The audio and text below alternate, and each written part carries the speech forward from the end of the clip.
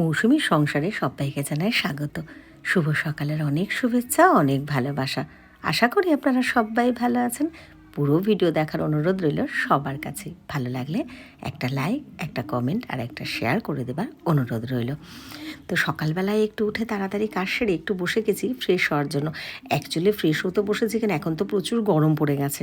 তো এটা আমি কেন, সবাই আমরা গরমে সানস্ক্রিন ব্যবহার করি। আর হ্যাঁ, আমিও কিন্তু গতবার প্রথম থেকে যখন ভিডিও দিয়েছি দেখিয়েছি আমি লোটাসের সানস্ক্রিনটা ব্যবহার করতাম। তবে এবার কিন্তু একটু চেঞ্জ করেছি, তার ভিডিও কিন্তু আমি আলাদা করে দিয়েছি যে আমি কিছু নতুন প্রোডাক্ট ব্যবহার করছি সেটা কি।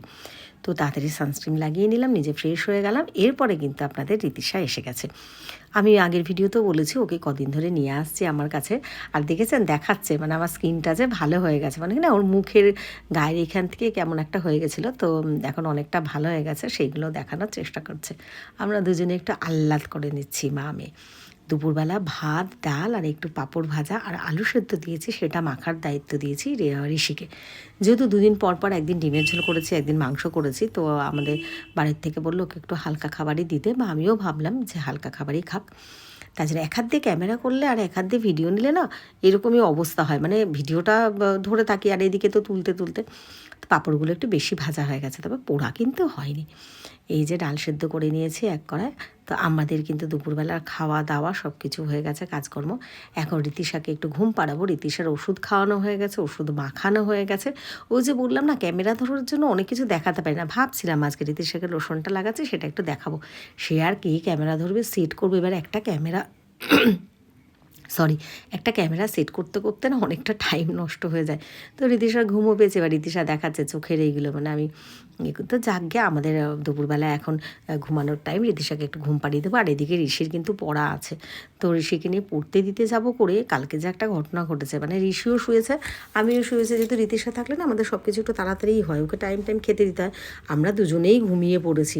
এবার হঠাৎ করে আচমকা, ওরম তো ঘুম হয় না।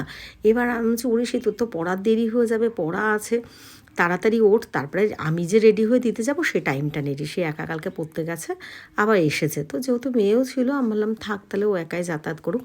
সন্ধ্যাবেলা ঋষিকে দিয়েই কিন্তু আজকে আমাদের এই বিশ্বনাথের দোকান থেকে চাউমিন আনালাম। এক প্যাকেট দুজনকে ভাগ করে দেবো। বাড়িতেও করতে পারতাম, তো আর ইচ্ছা করলো না। রীতিশা না একটু বাইরের দুপুরবেলা যেহেতু ডাল দিয়ে ওরমভাবে ভাত খেয়েছে, পেট ভরে ভাত খায়নি। তো বাড়িতে যদি চাউমিন বানাতাম আবার খেত না খেত, ওর পেটে খিদে ছিল। আর বিশ্বনাথের দোকানে চাউমিনটা ভালো খায়, তাই ভাবলাম আজকের দিনটা তাহলে একটুখানি দেই। তো ওদের চাউমিন টাউমিন খাইয়ে দিয়েছি। রীতিশার এবার রেডি করে দেবো, কারণ ও কিন্তু এখন ওই বাড়িতে যাবে।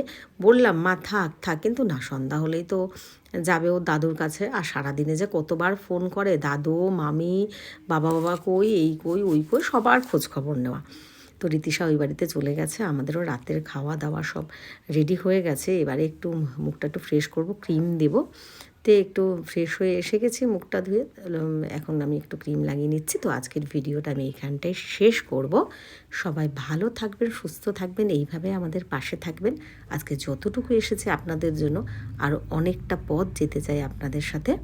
তো সবাইকে জানাই অনেক ধন্যবাদ, অনেক ভালোবাসা। আর হ্যাঁ, যারা আমার ফেসবুক প্রোফাইল মৌসুমী বড়াল ঘোষ ফলো করে দিয়েছেন তাদেরকে জানাই অনেক ধন্যবাদ, অনেক ভালোবাসা। আর আমার ইউটিউব চ্যানেল মৌসুমীর সংসার যারা এখনও সাবস্ক্রাইব করেননি, প্লিজ সাবস্ক্রাইব করে দেবেন। চলুন টাটা, চোখ রাখুন পরের ভিডিওতে। আর আমার মুখটা কত ফ্রেশ লাগছে দেখুন।